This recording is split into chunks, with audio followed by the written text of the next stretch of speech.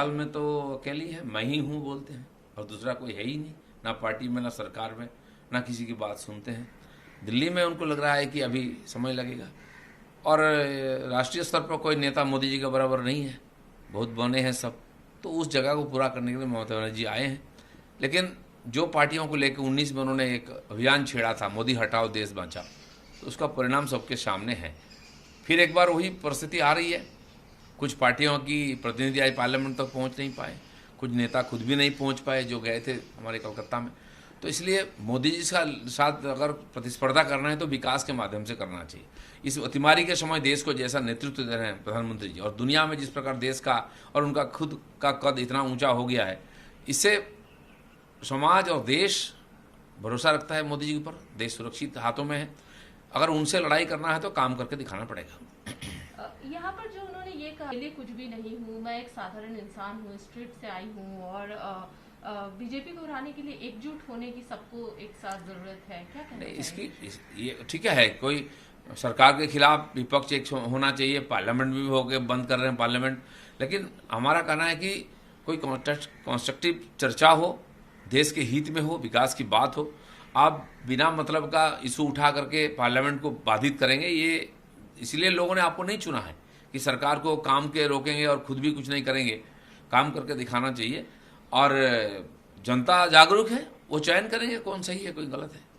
उन्होंने राहुल गांधी से मुलाकात को लेकर कहा कि हमारी जो मुलाकात है वो काफी अच्छी रही, कई विषयों पर बात हुई, चाहे वो कोविड के लेकर हो, पेगासस को लेकर हो, अन्य जनरल इश्यूज पर हो, और हमें उम्मीद है कि, और एकजुट होने के लेकर हमें उम्मीद है कि इसका आउटकम बहुत अच्छा होगा।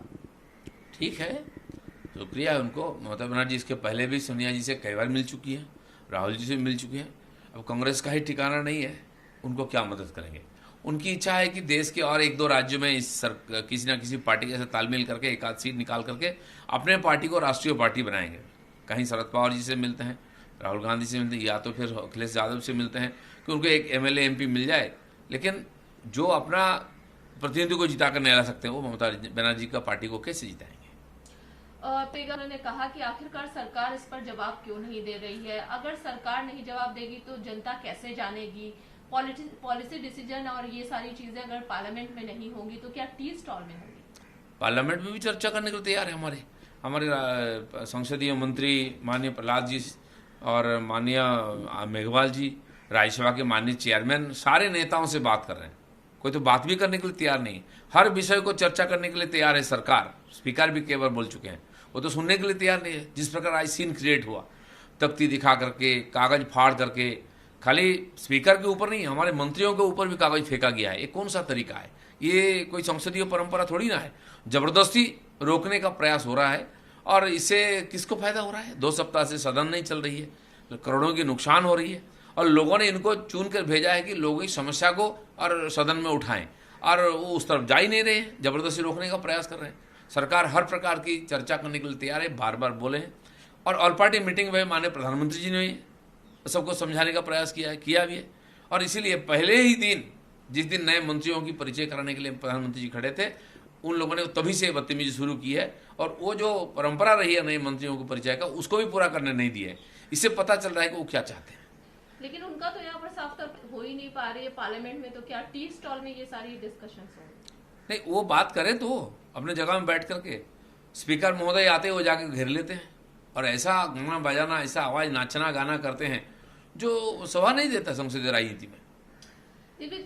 যদি মুখ্যমন্ত্রীর কথা বলা যায়, ওনাকে জিজ্ঞেস করা হয়েছে কি কি অপোজিশনের ফেস উনি হবেন, তো উনি বলেছেন আমি কোনো অ্যাস্ট্রোলজার না, পলিটিক্যাল, এবং উনি এটাও বলেছেন কি একসাথে সবাইকে একজোট হওয়ার দরকার, কেননা আমি একটা খুবই সাধারণ মানুষ, বিজেপি কে ডিফিট করার জন্য সবাই একজোট হোক। দেখুন, উনি তো মোদিজির বরাবর নেতা হওয়ার জন্যই এসেছেন। আমি চাইছিলাম কেউ একজন ওনার নামটা বলুক, কেউ বলছেন।